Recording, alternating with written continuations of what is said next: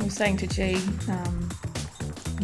I always thought that the people that they get to do these types of interviews are the cream of the crop, the ones that, the top 1%. The top 1%ers. Yeah. Mm-hmm. But everybody's achieving this. Yeah. Like you look at once you're an Infinity client, you join the Facebook group. And every week you see someone go, I paid off my mortgage, I knocked off 50 grand worth of debt, I just settled another investment property. Those stories are consistent. Yeah. And Constant. constant, and everybody is doing it. Yeah. And so it's just someone to come in and go, we can structure you, so you just let them. And once you follow the plan, it's fine, just follow the plan. Yeah. Money isn't the root of all evil, the fucking lack of it is. Not money, the lack of understanding money. When I put that into emphasis, when I realised that psychological effect and how it hit our family, I FTB all the fucking way. You are now watching the Money Mentor podcast with Graham Home. Graham Home. You're fucking gone. See ya. Before you were with Infinity, did you have a budget, and what did life look like? Well, we're actually with a company called My Budget to help us sort of figure out where all our money was going. But we found that just way too restrictive. Like we didn't have access to our own money easily through them. So that wasn't a great experience. And before that, I don't think we really Had much a budget. Yeah. We were spending a lot of money on renovations for our previous homes. But money was just disappearing. We didn't really have a budget. Yeah, any money that we did have went back into our home, and then we'd kind of get to the end of the month and not have anything, and have to spend the last week of the month because we were both paid monthly. Just wondering how we were gonna go and buy a grocery bill or two. We were going to get ahead. Yeah. Did you stick to the My Budget?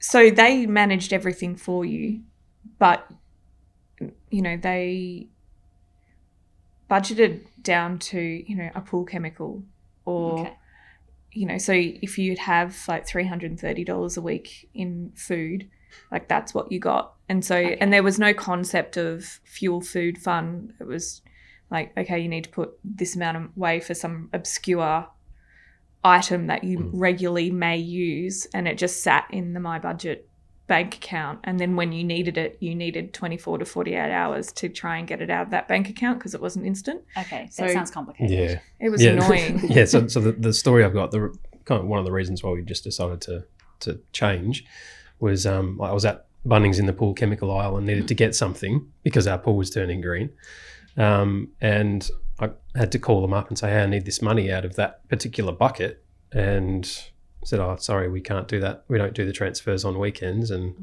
so we had to wait till Monday to get that money. So that's just, I was like, no, that's enough. making life harder. Yeah, exactly. To access our own money, it was crap. Yeah. Okay. Well, what's life like now, and what is your FFF now that you stick to a budget? Yeah, so it's $600. And to be honest, I don't even really think about it that much. Yeah, that's good. We've got, if bills come in, they come in. We don't worry about it. We're not restricted. Like I love to cook, and we eat really well. And you don't have to ask someone permission to buy pool chemicals. No, exactly. Yeah, it's just the money's there if we need it. If it's there, we need it. If it's not, okay. Yeah. But it's not really ever not there. It's just there now. It's weird. That's just good. Exists, and Easy. Nothing changed.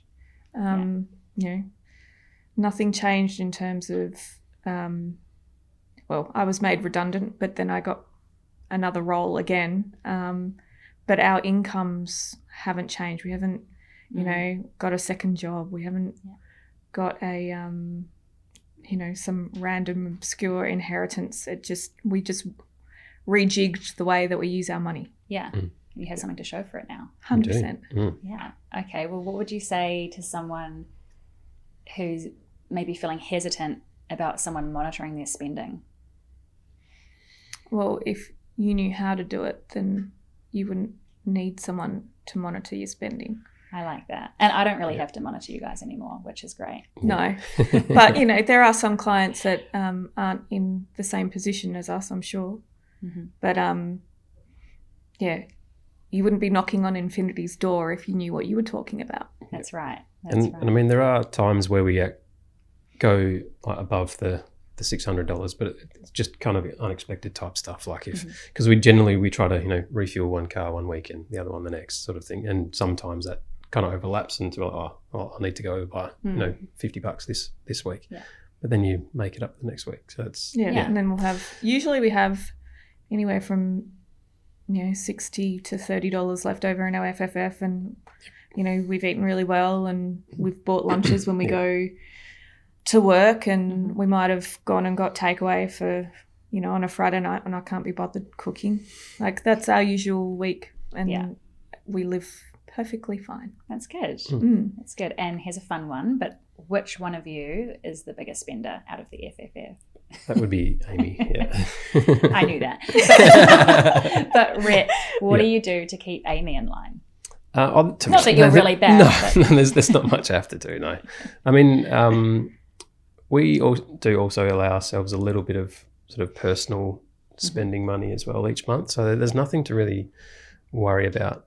I don't think there's anything I really need to do. We both understand what our budget is, and like now that we've got it sort of nailed down. Yeah, we give ourselves $400 a month in just spending on ourselves. So if, I wanted to go and buy an outfit, or Rhett wanted to go and buy something, some techie thing, that comes out of his, and we don't, and that's what we spend on it ourselves each month. So we don't really go over, but it's probably, it's more, I can't be bothered cooking, let's go out for dinner.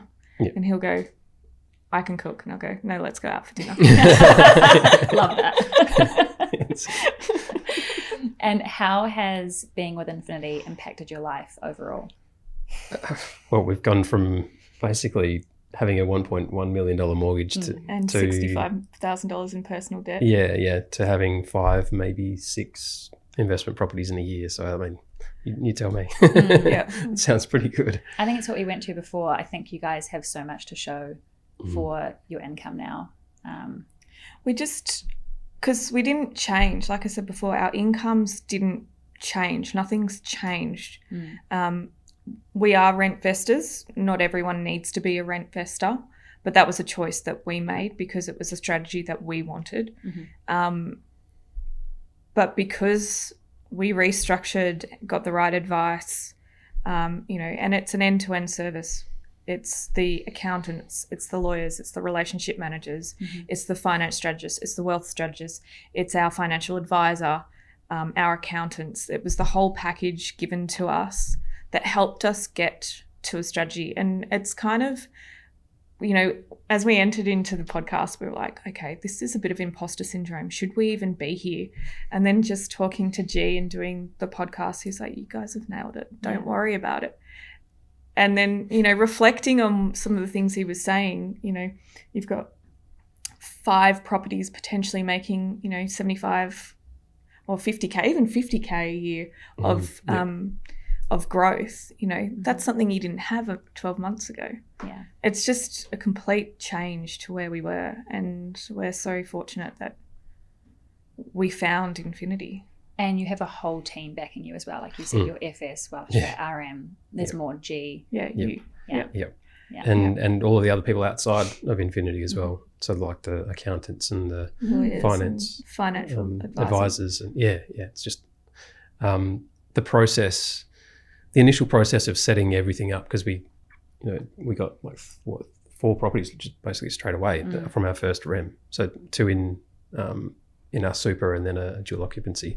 And the amount of paperwork that comes along with that, there's no way we could have done that by ourselves. And just the help of the broader team, like mostly Infinity, and then just the lawyers and everything outside is just, it's amazing. That's awesome. So leading on to that, what do you think your biggest win has been so far with Infinity? I think we had some personal goals. I think our first REM, we said to each other, we'd love to be up on that stage one day, being a reference client. we were there in 12 months. Like, you know, Yeah. we're sitting on, we're able to Yeah. tell our story, but just the organic growth of where we've come from, it wasn't, it was just everything we've been offered has just been insane. And, you know, the structuring of our money so we don't have to worry about it, and the advice to say, okay, well, you've got this much left over, you need to sweep it into this loan to build more, you know, build more equity, because you don't have you don't need a savings account, put all your money into this loan, which, you know, we just didn't know any of this stuff. So that's been invaluable to us. Yeah, that's awesome. That's really good. And what's one piece of advice you would give to someone maybe who's struggling to stick with an FFF or just the structure in total? Grow up. Yeah, that's it. I mean, if you're getting towards the end of the week and realizing you've got no money left, then you just need to ask yourself, do we really need that thing? Do I need to be spending that money? Yeah. And, you know, there are certain things that you can be doing. You know, I downloaded an app and I store all of our favourite food. It cost me $70 a year, but I reference it, and so then I can go and choose from, you know, hundreds of recipes that we like, and then I do our meal plans for the week, and we do it all in one shop, and then it's all done and ready for the week. It's not all those multiple trips to the shops and suddenly you've spent more than you think you should have. And you've got to be willing to do the work. You're more proactive, probably. Yeah, you've got to be willing to budget, and it's not like G says, you're not living off 2-minute noodles, but you are sticking to a plan that you need to stick to. Yeah. But it's not even scary though. It's not like having a set budget. It's not restrictive at all, because the way that you work out what your FFF is spells it out to you. Like, these are all your weekly things you need to budget for, and then you might give yourself a little bit of a 10% buffer or something. Yeah. And then whatever that figure is, it's easy to stick to. So yeah, that's great. Yeah. What would you say to someone who's sitting on the fence about joining Infinity? Just do it. Honestly, it's been like getting over that initial anxiety of, can we do this, to just seeing how easy the process has been over the last 12 months. Obviously there was that big initial setup, but then we've really not done much since then. It's all passive and in the background, a lot of it, and obviously catching up with you every couple of months to just make sure we're on track. And it's been really easy. I was saying to G, you know, I always thought that the people that they get to do these types of interviews are the cream of the crop, the ones that, you know, the top 1%. The top 1%ers. Yeah. But everybody's achieving this. Yeah. Like, you look at once you're an Infinity client, you join the Facebook group, and every week you see someone go, I paid off my mortgage, I knocked off 50 grand worth of debt, I just set on another investment property. You know, those stories are consistent. Yeah. And constant. and constant. And everybody is doing it. Yeah. And so it's just someone to come in and go, we can structure you. So you just let them. And once you follow the plan, it's fine. Just follow the plan. Yeah.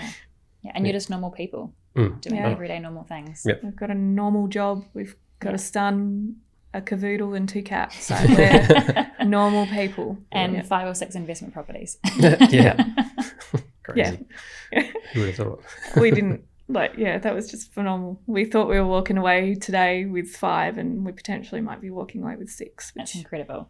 I'm so proud of you guys, truly. It's amazing. In 12 months, you guys have achieved so much. You should be very proud. We're blown away.